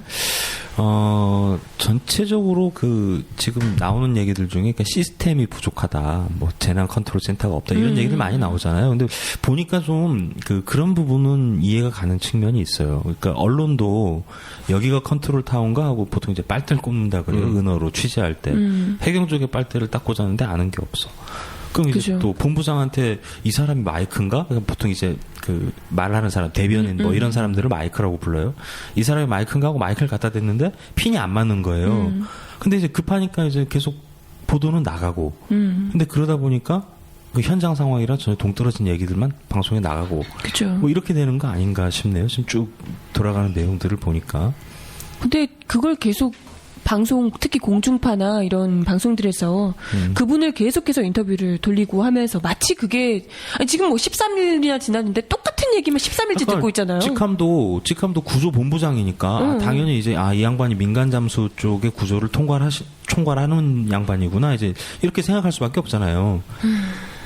네, 그리고 실제로 민간 잠수도 어쨌든 간에 이분이 저걸 합니다. 그러니까 당시 이제 아까 잠깐 말씀드렸지만 현장에 도착한 민간 잠수사들은 한국해양구조협회 천막을 찾아가지고 거기서 이제 등록을 하고 신청을 해야 돼. 등록을 자기 인적사항이랑 그다음 자기 경력이랑 심해 잠수 가능한지 산업 잠수 가능한지 장비는 어떻게 되는지 이런 걸 다 등록을 하면 거기서 이제 어쨌든 간에 추린 거죠. 한국해양구조협회에서 추린 거죠. 예. 그러니까 해경의 통제를 받는 한국해양구조협회에서 그러니까 사실은 한국해양구조협회가 그런 권한을 갖는 것도 어떻게 보면 약간 좀 이상한 부분인데 아마도 뭐 해경에서 그런 권한을 줬겠죠. 그래서 거기서 총괄을 해가지고 사실은 다 제하고 자기네 사람들만 집어넣은 거죠. 원딘과 자기네 사람들만 집어넣은 그래서 거죠. 거기서 소외된 이제 이른바 UDT 동지회 뭐 SSU 동지회 뭐 이런 분들이 이제 철수하고 기자회견하고 예. 이런 줄거리였던 거죠. 예, 그렇죠. 근데 그걸 갖다가 지금 UDT 동지회라든지 SSU 동지회 같은 경우에는 뭐 하나도 안 들어간 거잖아요. 어쨌든. 그렇죠. 뭐 예. 네. 25일 한 번 이제 들어갔습니다. 박근혜 대통령 한 번. 예, 25일 날. 박근혜 대통령은 열심히 그 활동하고 있는 DDT 동지회 뭐 이런 식으로 UDT. 네, 그 DDT라고 그랬죠. 네, DDT 동지회 뭐 이렇게 얘기하는데 어쨌든 얘기를 다시 돌려가지고 그 조금 아까 얘기했던 이게 뭐라 그랬죠? 황 본부장? 예. 황 본부장뿐만 아니라 다른 어떤 그 재난 관련, 해양 재난 관련 어떤 교수들이라든지 이런 분들을 전부 다 방송에 나오지 않게 통제를 하고 있다. 뭐 이런 얘기도 있던데요. 네, 의혹 그거는, 수준이라서요. 네. 예. 그게 뭐 사실인지 아닌지 모르겠으나 아마 사실에 가깝겠죠. 예. 근데 실제로 그 시청자들이라든가 많은 국민들이 궁금해하는 것들은 사실은 그 재난이라든가 이런 거 예기치 못한 그다음에 또 일정하게 매뉴얼이 있다 하더라도 사실은 구조하거나 그 재난을 수습하는 과정, 구조하는 과정에서는 사실 매뉴얼대로 이루어지는 것도 사실 불가능하잖아요. 그러니까 대단히 비효율적일 수밖에 없잖아요. 예를 들어서 뭐 스쿠버가 뭐 잠수사가 예를 들어 10명 정도면 충분히 필요함에도 불구하고 굉장히 많은 인원이 준비되어 있다가 들어가기도 하고. 그러니까 왜 구호물자 같은 경우도 예를 들어서 10명이 추위에 떨고 있다고 해서 담요 딱 10장만 준비하거나 플러스 10%만 더 이러진 않잖아요. 그러니까 비효율적이거든요. 그렇다라고 하면 재난구조라는 게 이제 그런 상황이다라고 하면 실제로 그 컨트롤 타워라든가 무슨 구조본부든 해경이든 어떤 지휘소든지 간에 대단히 창의력과 그 자발성을 발휘를 해서 이렇게 하다가 이렇게 좀 어수선하고 좀 그 손발이 안 맞는 과정이 하더라도 그런 것들이 시간이 지나면서 재조정되면서 좀 조직화되는 과정이 보통 일반적인 구조작업 재난수습 과정의 한 과정이잖아요. 그렇죠. 처음엔 좀 우왕좌왕 하더라도 그렇죠. 며칠 지나면 바로 이렇게 예. 좀 수습이 되고 정리된 모습을 보여주는데 13일째 지금 계속 근데 제가 우왕좌왕. 그 방송을 통해서 확인한 바로는 뭐 국민들이 다 그랬겠지만 처음부터 일부의 인원 처음에 이제 구조할 때 해경 중심으로만 했었고 그러면서 잠수라든가 구조라든가 뭐 선실 진입이나 이런 것들도 대단히 제한된 인원, 제한된 어떤 자원 범위 안에서만 네네. 작업이 들어가고 이랬다라는 거죠. 저는 그게 좀 문제가 있지 않냐라는 생각이 좀 들거든요. 네. 예, 그 말씀하신 대로 사실은 제한적으로 이루어졌죠. 그러니까 그럴 수밖에 없었던 게 아까 잠깐 말씀드렸던 부분인데 그 준비가 안 돼 있었던 거예요. 그러니까 바지선도 없고. 그렇죠. 예. 제가 이제 말씀을 들어보면 아까도 얘기 들었던 줄거리지만 사실은 그 16, 17일 그 바다에서 수경을 쓰고는 들어갈 수 없는 바다였다고 합니다. 산소통을 들고. 그러니까 정부에서는 16, 17일 날 해경과 해군이 열심히 최선을 다했다라고 하지만 해경과 해군이 최선을 다할 수밖에 물론 이제 다 하겠지만 결과적으로는 최선이 아닌 상황인 거죠. 그러니까 최선을 한다고 해도 아무것도 할 수 없는 상황이었던 거죠. 그 상황에서 이제 나중에 민간 잠수사들이 투입이 돼서 민간 잠수사들이 뭐 7명, 그러니까 6명, 7명 초기에는 그 정도 수준으로 투입이 됐거든요. 10명. 이 정도가 투입이 돼서 이제 가이드라인 연결하고 나중에 이제 그 사실은 바지선도 해경에서는 생각을 안 했는지 뭐 그 왜 투입을 초반부터 그렇게 안 했던 건지는 좀 확인을 해봐야 되는데 바지선이 이제 말씀드렸듯이 이제 19일 날 처음 투입이 됐는데 잠수사분들 얘기를 들어보면 잠수를 효율적으로 하려면 바지선이 필요하다라는 거예요. 베이스 캠프 역할을 하는 거잖아요. 그렇죠. 그게. 예. 경비정에서 뛰어내리거나 뭐 공호보트에서 뛰어내리면 뭐 공호보트는 사실은 그 지금 계속 그러니까 이번에 사실은 이번 구조활동에서 가장 뭐 이렇게 어떻게 보면 많은 인명을 실종자들을 이렇게 수습해 온 게 소위 말하는 이제 머구리. 네. 머구리 방식으로 이제 수습을 해왔던 건데, 이렇게 수중에서 작업이 오래 가능하니까, 머구리를 사용하려면 바지선이 있어야 되거든요. 근데 바지선이 없었던 거죠, 그러니까. 네, 바지선은 없었고, 애초에, 초기에 오히려 크레인을, 사람을 구해야 되는데, 왜 크레인을 불렀는지 모르겠지만, 크레인을 불렀습니다, 크레인을. 세 대를. 그렇죠. 그 삼성중공업이 있는 데서 온 거니까 그게 예. 그 사천, 진주 이쪽에 있는 거제도 쪽에서 온 거죠. 예. 크레인 세 대를 불렀는데 이게 크레인이 바지선보다 먼저 도착을 하죠. 그렇죠. 사실은 바지선이 예. 되게 흔하거든요. 예. 크레인은 뭐 그 중공업 장비이기 때문에 뭐 규모도 규모지만 그거를 가용할 수 있는 쓸 수 있는 데가 또 있는데도 많지가 않아요. 그러니까 삼성중공업, 그 다음에 현대중공업. 그 현대중공업이라고 하더라도 옥포조선소라든가 미포조선소라든가 그다음 또 그 통영에 있는 그 거제죠. 통영에 있는 그 저기 삼호중공업, 현대삼호중공업이라든가 그런데도 규모가 다 달라요. 그리고 실제로 작업 중인 곳도 있고.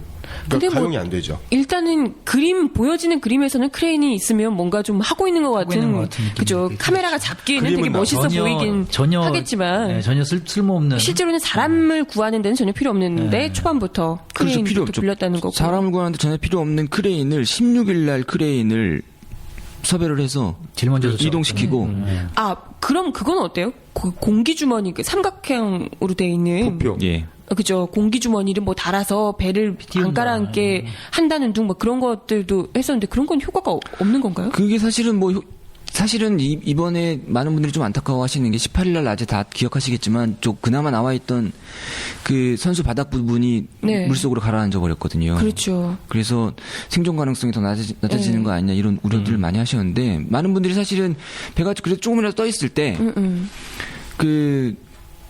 그러니까 사실은 부표는 아마 이게 부력을 작용해서 침몰을 좀 늦추거나 아니면 침몰을 방지하는 효과가 있긴 할 텐데 사실 그게 2개에 걸려 있었거든요. 그렇죠. 2개 걸려 있었는데 그나마도 이렇게 주저앉아 있었습니다. 그 주저앉았다라는 건 일단은 그 부력을 발휘하지 못한다는 기능을 상실한다는 거예요. 빨려 들어간다는 얘기거든요. 그것도 그런데요. 해군이 25개를 설치하겠다고 그랬거든요. 그렇죠. 근데 지금 2개 달고 안 단 거예요. 그러니까 너무 이 오합지졸스러운 이 분위기가 왜? 갑갑한 거죠. 그러니까 근데 왜 2개밖에 안 했어요? 진짜요? 그거를 달려면 그러니까 선수에 있는 부편 누워 있잖아요. 그럼 더 내려가가지고 잠수를 해가지고 걷다 주머니를 달고 바람을 넣어야 되는데 그 시간이면은 사람이 들어가는 게 빠르죠 지금. 그렇죠. 그러니까 막 던지는 거예요 그냥 여기저기서 성과로. 그러니까 실제로 문제가 그거예요. 그러니까 막 던질 수밖에 없는 게 재난이 발생하고 예기치 않았던 상황이. 그럼 발표를 했으면 해야 되잖아. 왜 안 하냐? 그러니까 제 얘기가 그러니까 그렇게 막 던지다가 다 성공하는 건 아니거든. 효과가 있는 건 아니거든. 그랬을 때도 그렇다 이것저것 해보고 나서 가장 효율적인 거, 가장 합리적인 거, 가장 효과가 좋겠다라고 생각하는 것들에 대해서 집중적으로 하거나 조절을 해야 되는데 뭐 말만 던지고 실제로 하지 않고 굉장히 규모 축소되고 제한하고 그러면서 그 구조에 대한 어떤 효과라든가 효율성 결과물은 전혀 나오지 않는 상태. 그러니까 지금 결과적으로 보면 그러니까 다시 이제 시간을 좀 돌려볼 필요가 있는데 16일 날 이제 그러니까 바다로 뛰어든 친구들 뭐 선장 포함해서 이분들을 구조하는데 일단 성공을 하고 그 이후는 지금 생존자가 하나도 없는 거잖아요. 그렇죠. 그때 엄밀하게는 구조자라기보다는 탈출했다라고 보는 게 맞겠죠. 지금 그 상황인데 16일, 17일은 애초 구조 자체가 불가능한 상황. 그러니까 그 TV를 많이 계속 쭉 생방송 보셨던 분은 아실 텐데, 그쵸, 빨간색 고무보트 있잖아요. 그렇죠. 처음에 배에 갖다 댔던. 그러니까 16일, 17일은 동원할 수 있는, 그러니까 잠수부가 다이빙을 할 수 있는 배가 그거밖에 없었던 거예요. 그러니까 그렇죠. 이제 거기서 바다로 뛰어 들어갔다가 스쿠버 방식으로, 뭐, 로프는 묶었겠죠. 떠내려가면 안 되니까. 그러다가 다시 올라오고 이제 이것만 했던 건데, 당시 발표를 보면 뭐 조명탄 300발, 뭐 잠수부 520 몇 명 동원, 헬기 뭐 100대 넘었었던 것 같은데. 이거 왜 거짓말을 해? 왜? 그러니까 대체. 누적해서 그러니까 발표를 하면 동원한 건 맞죠. 아, 이틀 동안? 근데 이제 잠수부가 뭐 고무보트에 한 10분 타 계셨다. 그럼 나머지 한 400분들은 이제 물 밖에서 대기하고 있었던 뭐 이런 상황인데 그걸 누적해서 이렇게 동원해서 이제 뭐 대대적인 구조 작전을 벌였다. 이제 이렇게 되니까 그 유족분들 실종자 가족분들이 얼마나 열받겠냐고요. 그죠. 막상 하고 아무것도 있다고 안 하는데 하고 있다고 하는데 실제로 가보면 조명탄 한 2개 터뜨려 놓고 있고 뭐 오징어배 이런 얘기도 기존에 계속해서 이 실종자 가족분들이 하셨다고 하는데 그러니까 그것도 한참 있다가 오징어배 얘기도 된 처음에 거잖아요. 얘기를 안 듣다가. 예. 예. 머구리도 그렇고 아까 얘기하셨지만 그게 그쵸. 사실은 이게 이해가 안 되는 부분인데 어쨌든 간에 구조를 하기 위해서 해경은 사실은 현장 상황은 해경이 통제하고 있는 거고, 그러면 해경이 이러저러한 말씀하신 대로 사실은 이것저것 해보다가 안 되는 것들은 제하고, 네. 되는 것들을 중심으로 이렇게 해나가야 되는 건데, 그런 게 이루어지지 않은 거죠. 그리고 되는 것들을 중심으로 제한한 건 사실은 실종자 가족들이 제한하거나, 초기에 정말 내가 어쨌든 간에 잠수 실력이 있고, 심해 잠수를 하고 있고, 애들 구하고 싶어서 달려가신 분들이, 현장 가보니까 이게 열악하다. 이게 필요하다. 잠수하려면 발선 필요해요. 발선 빨리 구해주세요. 사실은 이 다 해경이 주도한 게 아니라 현장에 가서 현장 상황 보고 안타까워하고 필요하다 이렇게 합시다 저렇게 합시다 이런 얘기는 사실은 실종자 가족이나 아니면 민간 잠수사들이나 이런 분들이 제안하셨던 거죠. 근데 그게 이제 바로바로 된 것도 아니고 한 이틀 있다가 그렇죠. 되고. 그리고 아까 잠깐 부표 얘기하셨죠? 네네네. 가이드라인도 사실은 해경에서 10개까지 늘리겠다고 했었어요. 네. 맞아요. 그 선도? 10개까지 네. 늘리겠다고 했는데 그것도 안 늘렸죠. 네, 5개인가요? 지금 6개인가? 지금 6개까지 돼 있어요. 네. 6개. 그게 이제 가이드라인을 잡고 내려갈 수 있는 잠수부가 한 번에 내려갈 수 있는 수가 뭐 한 2명 얼마 안 되잖아요. 그러니까 로프당 2명씩 계산하면 네네. 되죠. 그러니까 동시에 투입되는 사람이 그렇죠. 조를 6개니까 이루어가지고.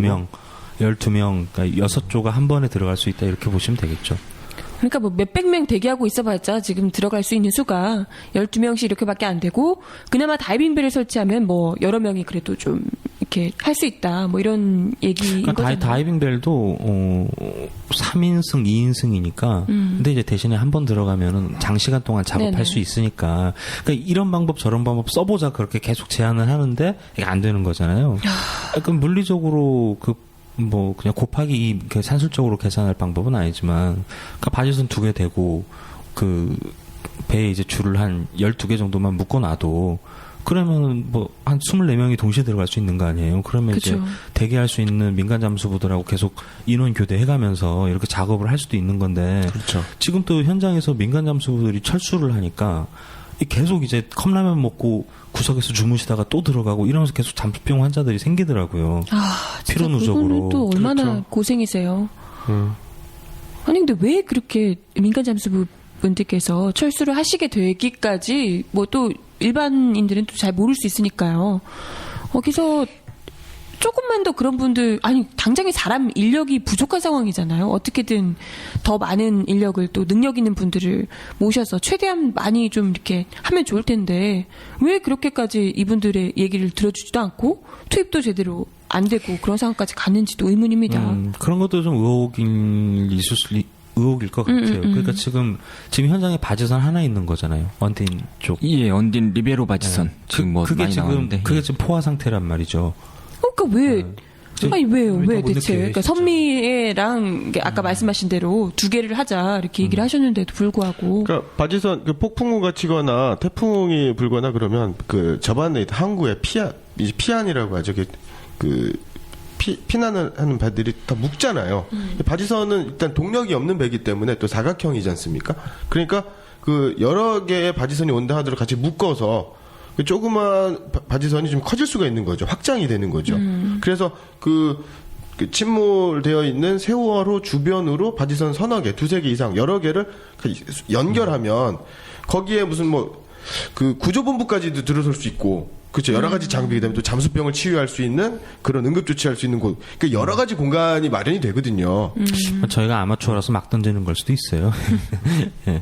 뭐 그런 방법도 뭐 그거 있을 수 관련해서는 있을 것 말씀하신 대로 이제 연결을 할 수 있는데, 그러니까 네. 연결을 하려면 어쨌든 간에 이제 기존에 설치된 리베로 바지선이 있고 그 옆에 붙인다라고 하면 여기도 마찬가지로 닷을 내려야 되는 거죠. 앵커를 앵커, 내려야 네. 되는데 해경 얘기는 그런 거죠. 그러니까 사실은 이종인 대표가 첫 번째 21일 날 가고 철수했다가 다시 이제 24일 날 요청을 받고 내려가가지고 투입됐을 때 앵커를 내리다가 이런 게 뭐 잠깐 그 리베로 바지선의 앵커와 약간 좀 마찰이 있었나 봐요. 그러다 보니까 이제 언딘 쪽에서 제재 들어오고 뭐 하는 거냐. 사유재산이다. 뭐 이랬던 것 같은데 사실 이 앵커가 두께가 장난 아닐 텐데 그거 예를 들면 좀 한번 좀 부딪히더라도 그 뭐 마찰 좀 일어나더라도 그러니까 그게 뭐 어느 세월에 끊어지겠냐. 그쵸. 그 앵커 체인은요, 그 앵커하고 앵커가 이제 다시고 체인이 그 쇠사슬이지 않습니까? 그게 이제 그 선박의 규모에 따라서 앵커 체인의 톤수, 그 다음에 또 체인의 굵기, 이런 게 좀 달라요. 장력도 다르고, 그 다음에 또 일반적인 배에는 앵커가 2개가 있어요. 양쪽으로. 형님 또 배집안이라 또. 예. 그러시군요. 빵빵하시고. 뒤에도 이제 해군 같은 경우에는 이제 뒤에도 있고 뭐 이렇습니다. 후진도 해야 되고 이러기 때문에. 그런데 이 앵커 같은 바지선 같은 경우 그다음에 또 그쪽은 그 남해안이지 않습니까? 예. 실제 남해안은 황해안하고 굉장히 달라요. 그러니까 조류가 있다라고 하지만 그때 우리 그 천안함 때랑 비교해 보시면 알겠지만 조차의 차가 그렇게 크지가 않아요. 물론 거기가 이제 뭐 그 용골수로가 맹골수도? 예. 거기가 그 유속이 더 빠르고 조류가 좀 크다, 조차가 크다라고 하는데 실제로 그 정박해 있는 상태였기 때문에 내릴 때만 제대로 내리면 그다음에 또 그 내릴 때만 제대로 내려 있으면 그렇게 많이 움직이지 않거든요. 그리고 부딪힌다라고 해서 그러니까 급박하게 내렸을 때 그 사고가 나는 경우가 있고 실제로 앵커 체인이 끊어지기도 해요. 끊어지기도 하지만 그런 상황에서 앵커 체인이 끊어진다. 라고 보긴 어렵죠. 그 삼국지에도 뭐 그런 얘기가 나오잖아요. 배 여러 대 천여척 쫙 연결시켜가지고 전쟁 승리하고 뭐 이런 적벽대전에서 그런 상황이 있었죠. 적벽대전에 있었죠. 예. 그러니까 그런 생각할 수 있는 되게 다양한 방법들이 많이 있었을 것 같은데 그런 게 하나도 지금 동원이 안 돼 있는 상황. 왜 그랬을까? 뭐 이런 부분도 사실 좀 의문인 거죠. 어쨌든 간에 지금 보면, 그러니까 뭐 실력 있으신 분들 뭐 돕겠다고 하는 사람들은 지금 다 배제하고 현장이 꾸려졌는데 현장이 꾸려진 걸 보면 어쨌든 간에 해경 해군, 당연히 해경, 그리고 언딘, 한국해양구조협회 이렇게 꾸려져 있는 거거든요.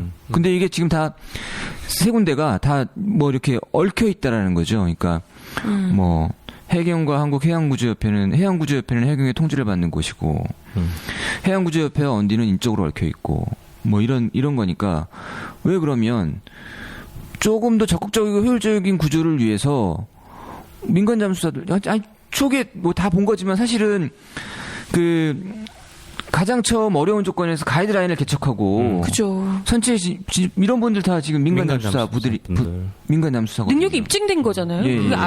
그 어려운 구조 속에서.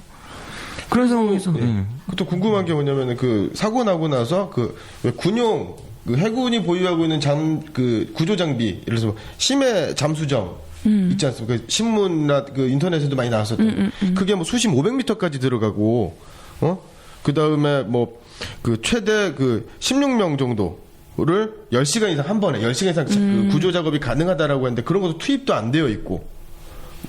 그러니까 군 얘기는 그런 거였죠. 그러니까 가용할 수 있는 상황이 아니다. 주로 이런 얘기인데. 그게 그건가요? 천암 이후로 그렇죠. 만들어진 그 배? 1년 6개월이나 지났다는? 네. 근데 왜? 그 배 같은 경우에 구조함 같은 경우에는 만들었지만 조선소에서 해군 측으로 인도가 되지 않은 상태예요. 그래서 해군이 가용 쓸 수가 없는 상태고 뭐 그런 거고 하지만 그 잠수정이라든가 이런 거 왜 뭐 다큐멘터리 같은 거 보면은 잠수정이 밑에 심해 바다 나가가지고 이렇게 뭐 로봇 팔 나와가지고 뭐 하는 거 있잖아요. 그러니까 거기에서 밑으로 들어가서 그 상황만 확인만 한다 하더라도 대단히 좀 의미 있고 좀 효과적인 구조 작업이 전개될 수 있었는데. 쓸 수 있는 것도 쓰지 않았다라는 거죠. 그러니까 사실은 제일 안타까운 거는 초기 대응 같아요. 초기 대응. 초반에 언론에서 나오는 얘기지만은 맨 처음에 사고가 났을 때 구조센터, 그러니까 목포 재난구조센터인가요? 목포에 있고 제주에 있다는 그 얘기를 듣고서 곧바로다가 이게 전달이 안 되고 전달 체계도 듣고 해경도 얘기를 듣고 나가지고 이동하는 어떤 것도 이제 목포에서 진도까지 70km인가 그거밖에 안 됐다는데 11시에 전체가 도착했다고 일부는 좀 먼저 도착했지만은 버스로다가 다 전부 다 이동을 했다 그러더라고요. 인원들이. 이런 것도 좀 사실은 좀 말이 안 되는 상황인 거죠. 모든 할 수 있는 것들을 초반에 다 동원을 했으면은 정말 지금보다는 그 애청자 여러분들 안타까운 거죠. 예, 애청자 여러분들 많이 보셨겠지만은 그 배가 누웠을 때 그 유리창에 비춰지는 아이들이 있었잖아요. 살려달라고. 예, 그 아이들도 정말 다 살 수 있는 아이들이었는데 헬리콥터 들어가고 그 깨고 들어갈 수 있는 얘기잖아요. 그거는. 뭐 잘은 제가 전문가가 아니라서 모르겠지만은. 그러니까 어떤 시도든 뭐든 그러니까 뭐 정말 이제 어른들이 그러니까 구조를 위해서 최선을 다했다. 그래도 어쩔 수 없는 건 어쩔 수 없는 거지만 그런 모습을 보여줘야 됐던 그렇죠. 거 아닌가 싶어요. 그런데 지금은 이 대형 재난에 너무 무기력하게 당하니까 이 어떤 국민들의 충격과 분노가 더 오래가는 거 아닌가 뭐 그런 생각도 좀 드네요. 그냥 뭐 강 건너 불구경 하듯이 그냥 뭐 저 내일 아니다. 저거는 저거는 미개한 사람들 얘기다. 미개한 사람들 자식이들이니까 우리 상관없다. 꼭 이랬던 것 같은 그 분함 이런 것들 때문에 국민들이 지금 원통해하고 있는 게 아닐까 이런 생각이 드네요. 저희가 방송을 몇 번 더 준비를 해야 될 것 같아요. 그러니까 지금 앞으로 남은 쟁점이 몇 가지가 있잖아요. 그러니까 그러니까 왜 배가 가라앉은 거냐 이것도 좀 한번 뒤집어 봐야 될 것 같고 그 다음에 아까 계속 방송에서 말씀드렸는데 왜 이렇게 컨트롤 타워가 엉망이냐 이런 것도 한번 봐야 될 것 같고 그 다음에 이 해양구조협회 맞나요? 해양구조협회? 네, 한국해양구조협회. 네, 한국해양구조협회. 여기하고 이 언딘하고의 어떤 유착관계 이런 것도 좀 한번 털어봐야 될 것 같고 그 다음에 도대체 그럼 이런 일이 왜 생기는 거냐 이런 것도 좀 지켜봐야 될 것 같아요. 내일 아마 내일 국무회의 내일이죠. 네, 맞을 거예요. 네, 내일 29, 아침에 아마 네. 국무회의에서 그 대통령께서 뭐라고 하실지 참 기대가 되는데 뭐 유감이다 정도면은 뭐 폭동이 나지 않겠나 이런 생각도 좀 들고요. 그리고 좀 더 마지막으로 좀 궁금한 게 또 하나가 있는데 그 이제 구조 작업 같은 경우에는 뭐 지금 어떻게 체계적으로 지시가 내어져서 어떤 지시사항대로 이제 움직이는 상황이라기보다는 그때 뭐 이렇게 되는 거잖아요. 그러면 실제로는 작업이나 구조 작업이라든가 뭐 사체 수습 작업이 이루어지고 나면 그 활동 보고서를 쓰지 않습니까? 예. 그 결과 보고서를. 그럼 이렇게 매일매일 일지 형식으로 되어서 이제 보고가 될 텐데 예. 이런 것에 대해서 이제 기자들은 접근이 가능한가요? 이렇게 보고되거나 확인된 게 있나요? 그러니까 저희가 방송에서 들어보면 뭐 몇 명이 투입됐대더라 예. 라고 하는 거하고 실제로 유가족이나 거기 팽목항에 있었던 사람들하고의 증언과 진술이 대단히 엇갈린단 말이죠. 예. 그렇죠. 그러니까 지금 사고를 그 수습하는 단계에서도 실제로 한다라고 하는 상황과 되어진 상황, 결과물이 일치하느냐 불일치하느냐 또 지금 상황에서는 그것도 대단히 중요한 문제. 그러니까 뭐 검찰 쪽에서 해경을 압수수색을 한다고 하니까요. 뭐 작업일지나 상황일지 이런 것들은 뭐 확보할 수 있을 것 같고 그게 뭐 언론 쪽에 공개가 될지 안 될지 잘 모르겠어요. 그리고 그거보다 더 급한 거는 언딘이 무슨 일을 어떻게 한 건지 이거를 좀 확인해 봐야 될 것 같은데 그게 가능할지는 잘 모르겠습니다. 아무래도 민간 기업이다 보니까 그게 또 한국해양구조협회 여기 압수수색 이런 거 안 하면 또 안 될 것 같은데 느낌이.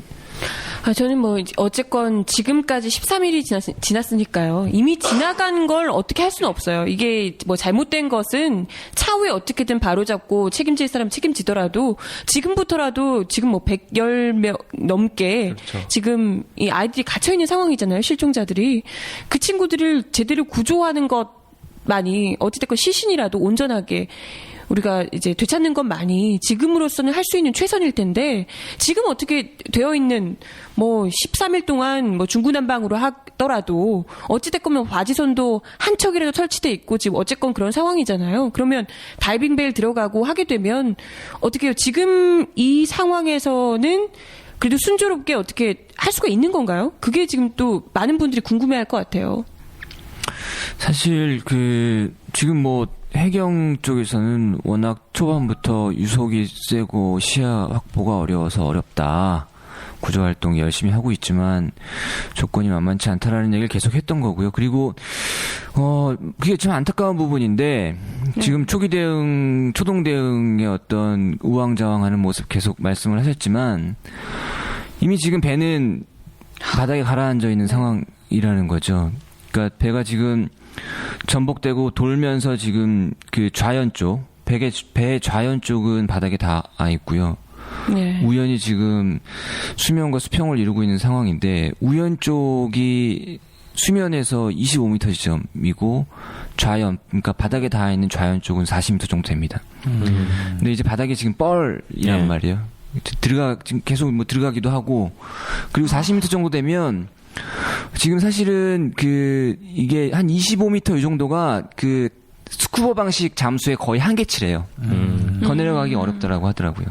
그럼 이제 이하로는 지금 쓰고 있는 얘기 많이 나왔던 그 후가 방식, 머구리 방식으로 해야 되는 건데,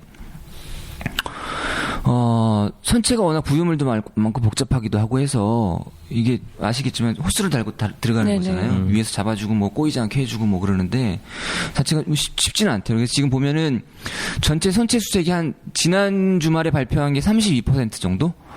그러니까 세월호의 한 3분의 1 정도만 수색이 이루어졌다. 이 수색이 이루어진 지점은 배가 이렇게 말씀드렸듯이 이제 좌연이 바닥에 닿아 있고 우연이 올라와 있고 이렇게 누워 있다 보니까 우연 쪽 창으로 들어가가지고